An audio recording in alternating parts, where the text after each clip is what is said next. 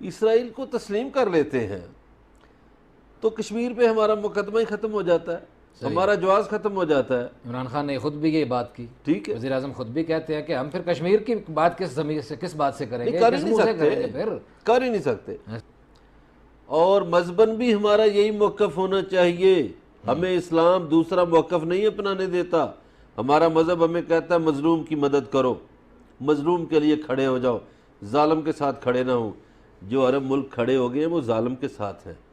بھئی یہی بات طیب اردگان کر رہا ہے. وہ کیا کہتا ہے؟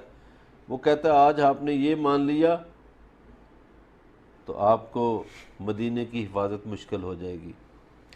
مدینہ قبضے میں کر لیا, مکے کی حفاظت مشکل ہو جائے گی.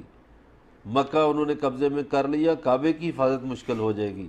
تو میں تو سمجھتا ہوں جو ملک اس وقت اسلامی کھڑے ہو گئے ہیں وہ عظیم لوگ ہیں. اللہ کو بھی جواب دینا ہے, یہ دولت یہیں رہ جائے گی, اس دولت کے سارے مینار یہیں رہ جائیں گے.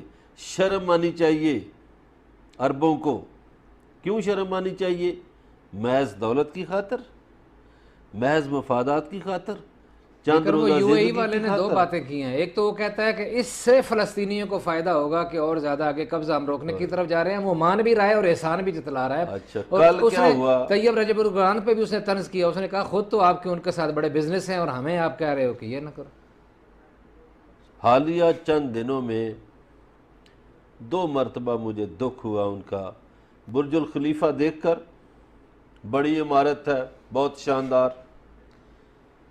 15 اگست کو انڈیا کے جھنڈے کی لائٹیں تھیں. پاکستان کا جھنڈا یاد نہیں آیا 14 کو. اور کل کیا ہوا؟ کل اسرائیل کے جھنڈے کی لائٹیں تھیں. اور یہ شرم کا مقام ہے. عرب ملکوں میں عام سٹوروں میں بت بکتے ہیں, مورتیاں بکتی ہیں. یہ کیسے مسلمان ہیں برائے نام؟ ناموں کی حد تک. اور ویسے بھی وہ نام تو انہیں اچھے نہیں لگتے جو نبی کے گھرانے کے نام تھے. اب تو مندر شندر بھی شروع ہو گئے ہیں اور بھی بہت سارے معاملات ہیں. تو میں تو سمجھتا ہوں کہ علی رضا علوی صاحب کل کو یہ کیا منہ دکھائیں گے رسول پاک صلی اللہ علیہ وسلم کو؟ عرب تو غلام نظر آئے. آپ دیکھیے رسول پاک صلی اللہ علیہ وسلم کو انہوں نے کیا چہرہ دکھانا ہے. رسول پاک صلی اللہ علیہ وسلم نے کعبے کو بتوں سے پاک کیا, عرب کے خطے کو بتوں سے پاک کیا, اور یہ وہاں مندر بناتے پھر رہے ہیں, یہ وہاں مورتیاں رکھ رہے ہیں.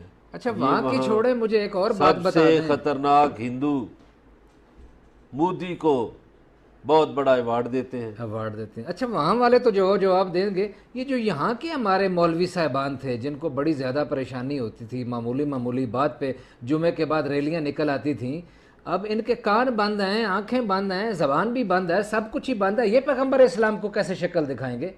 یہ جو وارث بنے ہوئے ہیں اسلام کے سارے, اور بھی دھوکے باز ہیں. انہوں نے مذہب کا لبادہ اوڑھ کے دھوکہ دیا. اچھا مجھے یہ سوشل میڈیا پہ کئی چیزیں آ جاتی ہیں, ایسے یہ نربوں کی تصویر لگا کے ایک عبارت لکھی ہوئی مجھے کسی نے بھیجا.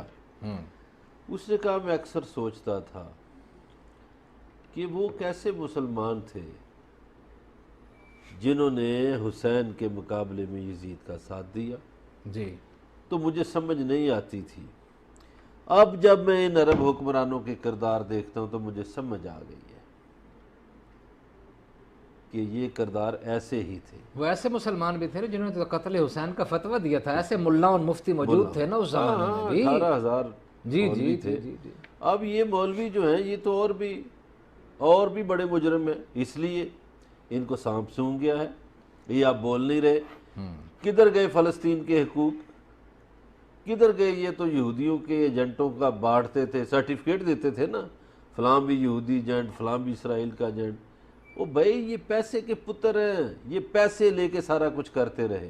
یعنی آج عمران خان نے ثابت کر دیا, دل ٹھنڈا کر دیا, میں تو اپنے جیتے جی اسرائیل کو ماننے والا نہیں ہوں. اور اب جو سارے چپ ہیں, اب پھر ان کو کہا جائے کہ وہ کسی نہ کسی طرح پہ یہودی ایجنٹ ہیں. عمران خان تو فارغ ہو گیا اس الزام سے نا, مبرہ ہو گیا. یہ جو مذہبی رہنما تھے یزید کے دور میں بھی اشرفیوں میں بکتے تھے, آج بھی اشرفیوں پہ بکتے ہیں، وہی پیسے کا رول ہے، آج بھی پیسے پہ بکتے ہیں، اس وقت بھی پیسے پہ بک گئے تھے، آج بھی پیسے پہ بکتے ہیں۔ ایسے کیوں چپ ہیں؟ کتنے دن ہو گئے ہیں؟ بات کیوں کریں نہیں برا بلا کہتے یو اے ای کیوں نہیں کہتے سعودی عرب کو؟ کیوں نہیں اسرائیل کے خلاف باتیں کرتے؟ کیوں نہیں فلسطین کے حق میں نکلتے؟